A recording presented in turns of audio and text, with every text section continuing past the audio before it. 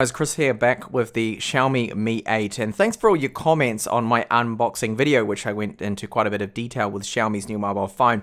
So this is just a follow-up video, you could say, my impressions after now a day of use with the phone. So there's a couple of things I wanted to cover in this quick video before I do my camera comparisons, before my full and final review of the mobile phone. So a lot of people are being commenting about various different things. So first off, I wanted to start with the AMOLED panel. So when I said that it doesn't look as dark, the blacks, I will do a quick comparison head-to-head with my Samsung Galaxy S7. So that has a Super AMOLED panel. Now I know it's 1440p, so it's not fair comparing it to a 2248 by 1080p screen here, but you can see that the viewing angles, it is definitely superior to the Mi Mix 2S with its IPS panel. It's not a bad IPS that this one has. It's definitely a step up from almost out of the frame here of the shot, the Redmi Note 5. This phone here, okay, for the kind of screen you're getting, even though it's 18:9 aspect ratio, is still a really good screen, I feel, for the price of this phone. And of course, you're getting a lot of value for money with the Mi 8, the specs you're getting and everything like that. So yeah, the viewing angles definitely of the panel are where it wins out here. And you can see that when you have a look with the, if I can get that in the shot good, it's just a little bit better, but it's not a massive, huge step up. Perhaps I was just thinking it was going to be more like, say, the likes of the Samsung panels or the OnePlus 5T that I recently just sold, and I'm expecting the OnePlus 6 tomorrow. I wanted to demonstrate this, if I can, on camera. It is very hard to capture on camera. So here's the Samsung Galaxy S7. Yes, it's an old flagship. Just take a look at the blacks there. Now I'll show you the Mi 8. And you have a look at the blacks. Now, I know you're saying, put them side by side. I can't see what you're talking about here. See here, when you look at them, and then you angled it a little bit, it depends on how you're looking at it in the light. This is very hard for me to get right. I've calibrated both of the displays to have about the same exact brightness using my meter. And it's hard for me to get the angle here, but it's just at a certain way you look at it, you can definitely tell that the Samsung's blacks are much deeper. Not that they are bad, of course. On the Mi 8, if you turn the lights off, you look at it in pure blackness, it does look really quite dark. You get none of that IPS bleed that you would with the Mi Mix 2S.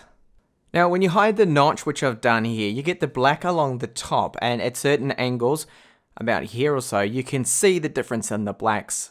There is another way to spot it and just not being as dark as, say, other mobile phones. But I mean, this is not a deal breaker. The notch is a deal breaker, I know, for a lot of people. So you're missing out, as I pointed out in the unboxing too, on a lot of the notifications. I'm someone that likes to look at my battery percent all the time. I just like to know, because when you look at the bar, you don't really know exactly what it is.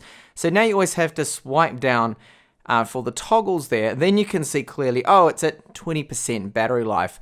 And that for me is a little bit annoying. You can't see whether you've got, for example, the silent on. You don't see that there. You're not going to see your network speeds along the top as well. So they've made some compromises. I can imagine there's probably quite a bit of an internal conflict in Xiaomi headquarters between the Mi software developers and then the hardware design team guys that decided, hey, we're going to go with the notch. They probably are fighting between them saying, you know what you've done when it comes to notifications. Yeah, so that's one area that's just another thing that I find a little bit annoying. Now, this is also my first full charge, so I charged the phone right up to 100%. And let's have a look at my battery use. A lot of people have been asking about this, and it is looking very good. So the screen's been on for 6 hours and 48 minutes in total, and I've had it on most of the time on wireless. Okay, so data rates will drop this time here. So on-screen time is looking, because I still have 19% now left. That means I could easily say 7 hours of continual on-screen time, which translates in real-world use to medium-moderate use of about 2 days. So this is looking good. I will go into settings here and just show you when you go through to the battery, of course, battery and performance, power, and to show you that battery use. So I've done a lot of YouTube, 1 hour there, okay, of YouTube, and Revolution, played that for quite a long time as well. Actually, an hour. I thought it was a bit more than that. You get the idea. PUBG, a lot of things in there. Xiaomi's service framework was chewing through a bit of battery there, so not too sure what's up with that. Now, in the history here, I'll show you that. You can see that's where I was using it continually. And then I wanted to test out the idle standby drain. So it's not that great. It's about 2 to 3% per hour that you will lose of battery life. That's with wireless on, data on, but not actually using the phone. So it's basically in idle there. And hardware, of course, screen on time, I'll just show you that again. So, well, almost 7 hours it's reporting here. Slightly different to what the GSAM battery monitor was reporting.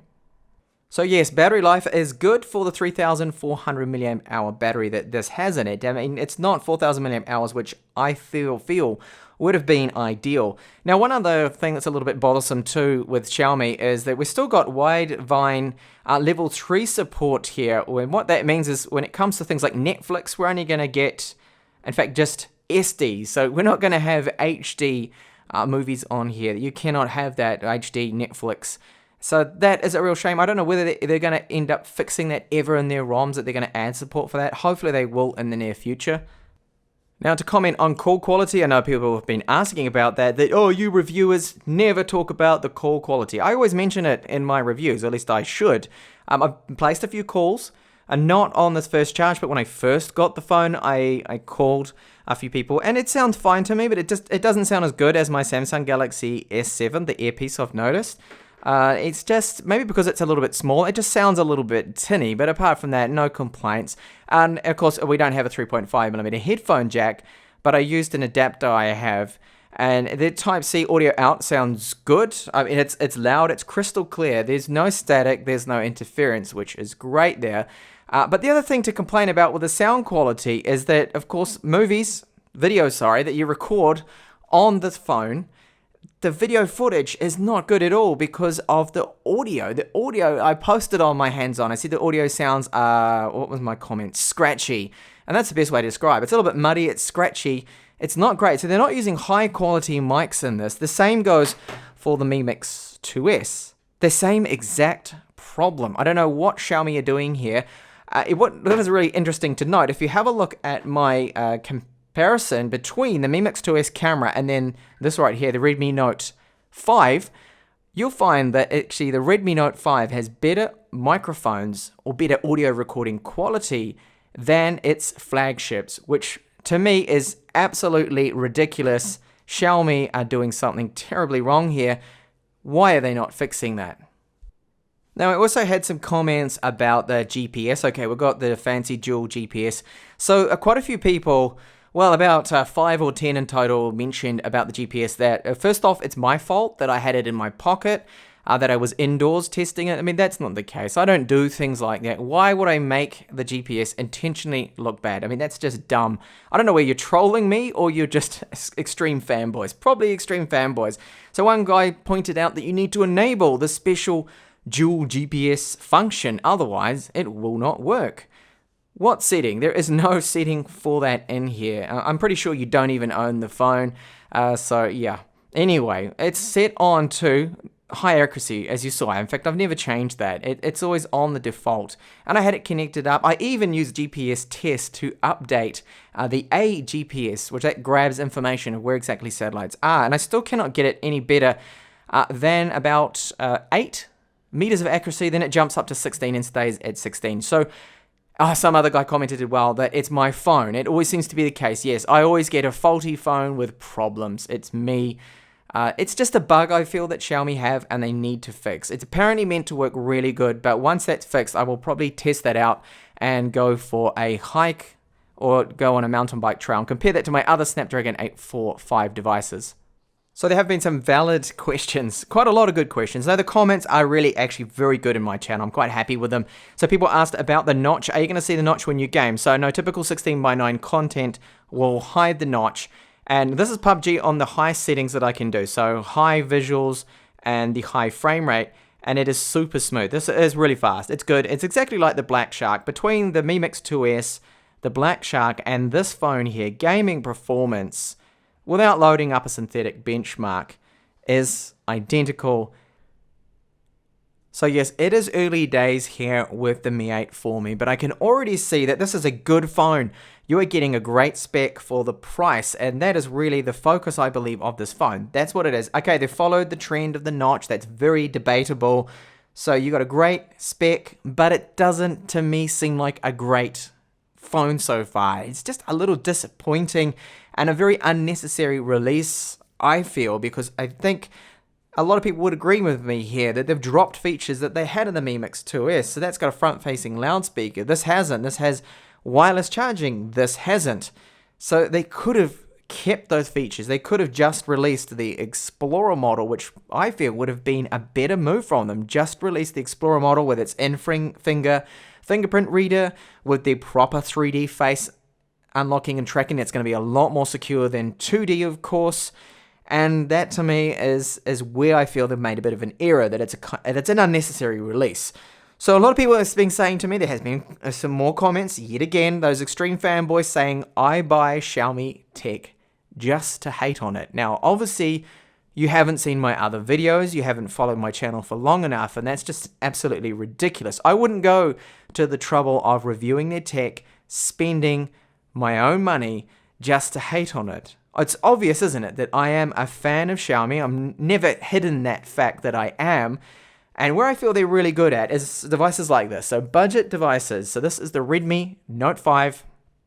For the price, it's a fantastic mobile. Great camera, super fast fingerprint unlocking, good build, good screen, really good performance from the Snapdragon 636. We got 4K with electronic gyro stabilization if you use a third-party application called Open Camera. I even picked up one of these for my wife for only $169 US, and that's an absolute steal. And that is where Xiaomi excel. When it comes to their flagships, they always seem to be falling behind, so they've got a bit of work to do with the camera, and issues with the Mi Mix 2 coming across to the Mi 8 really shows me that Xiaomi are just moving far too fast. They're pumping out too many phones. They need to slow down and focus on a decent, proper flagship. I know they can do it. Something like the Vivo Nex would be ideal, I feel. Just before I go, I will have a camera comparison between the Mi Mix 2S and the Mi 8. That'll be coming up soon. And also the OnePlus 6 and the Mi 8 SE. A lot of questions about this one. I may have it on Friday. So stay tuned to the channel for that. And thank you so much for watching this video.